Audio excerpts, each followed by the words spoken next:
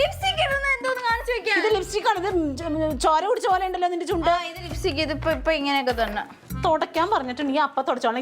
ഇത്രയും ലിപ്സ്റ്റിക്. നീ എന്ത് കാര്യത്തിന് ഇപ്പൊ ഇവിടെ പോണതാ? നീ കറങ്ങാൻ പോവല്ലേ? ഇപ്പൊ ലിപ്സ്റ്റിക് ഒക്കെ ഇടണ്ടേ? കാണിച്ചു വെച്ചേക്കണ കോലം നോക്കിയേ. എന്തോ നമ്മക്ക് ഈ മുടി എന്താടി കാണിച്ചു വെച്ചേക്കണ്? മുടി എന്ത് കാണിച്ചു വെച്ചേക്കുന്നത്? പോണിറ്റെയില്. എന്ത് പോണിറ്റെയില്? ആ മുടി ഒന്ന് ആ കുളിപ്പിന്റെ ഇട്ടൊന്ന് കെട്ടി നോക്കി. എന്തൊരു ഭംഗിയുണ്ട് കാണാൻ. കുറച്ച് ചന്ദനോ സെറ്റ് സാരിയും കൂടെ എടുത്താൽ ഞാൻ അങ്ങനെ നടക്കാം. പറഞ്ഞോ വകതിരിവില്ലാതെ വർത്താനം പറയരുത് മുത്തേ. ചുണ്ട് തുടച്ചടി. തുടക്കടി. ഇത് ചേരോ? ആ കുളിപ്പിന്നല് വേണ്ട. നീ ഇത് തുടക്കി. അമ്മ ഇത് നല്ലതാ അമ്മ. എല്ലാവരും ഇടുന്നതല്ലേ. എന്ത് ഇവിടെയൊക്കെ തൂത്ത് വെച്ചേക്കണത്? ഇവിടെ ദൈവമേ, ആൾക്കാരെ കൊണ്ട് പറയിപ്പിക്കാൻ ഇവിടെ ഞാൻ കൊല്ലും ഞാൻ.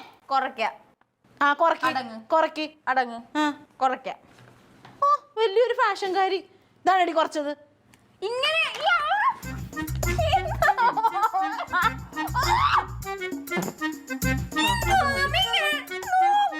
എന്താ കുഴപ്പം? അത് മതി. അത്രയും മതി. അത്രയും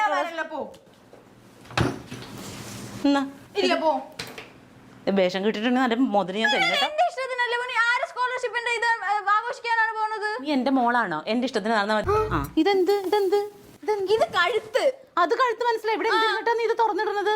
പൂട്ടിട്ട് കാറ്റ് അത്രയും കുറച്ച് കയറിയാൽ മതി. നീ കൊള്ളാലോ ആള്.